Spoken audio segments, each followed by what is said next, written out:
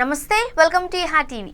రాజస్థాన్లోని పాలి జిల్లాలో పోలీసులు ఒక యువకుడు నుండి 3 లీటర్ల పాలను స్వాధీనం చేసుకున్నారు. ఈ పాల ధర మార్కెట్లో 15 లక్షలు.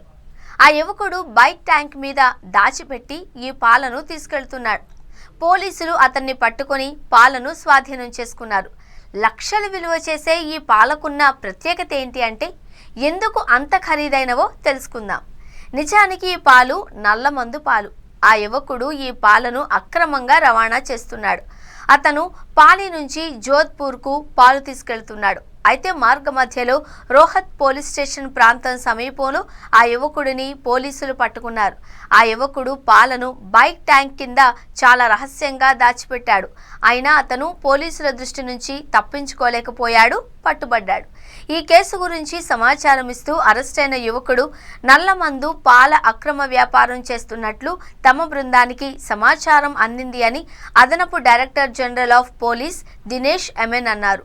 ప్రజలు ఈ పాలను మత్తులోకి వెళ్లేందుకు ఉపయోగిస్తారు. మార్కెట్లో ఈ పాల ధర కూడా లక్షల రూపాయల్లోనే ఉంటుంది. సమాచారం అందుకున్న పాలి జిల్లా రోహత్ పోలీసులు ప్రతాప్గఢ్ జిల్లా రదజ్ఞ పోలీస్ స్టేషన్ నివాసి కృష్ణపాల్ సింగ్ సిసోడియా అనే వ్యక్తిని పానిహారీ కూడలి వద్ద అరెస్టు చేశారు.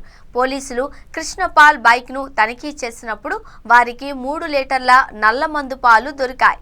దీని విలువ మార్కెట్లో దాదాపు 15 లక్షలు.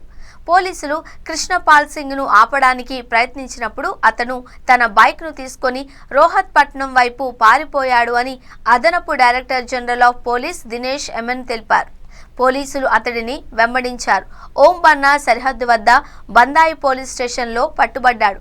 బైక్ను సోదా చేయగా అతను నల్లమందు పాలను ట్యాంక్ కింద రహస్య ప్రదేశంలో దాచిపెట్టినట్లు కనుగొన్నాడు. స్మగ్లర్ కృష్ణపాల్కు చెందిన నల్లమందు పాలు బైక్ను స్వాధీనం చేసుకున్నట్లు దినేష్ ఎమ్మెన్ తెలిపారు. నిందితుడిపై ఎన్డీపీఎస్ చట్టం కింద కేసు నమోదు చేసి అతన్ని కూడా అరెస్టు చేశారు.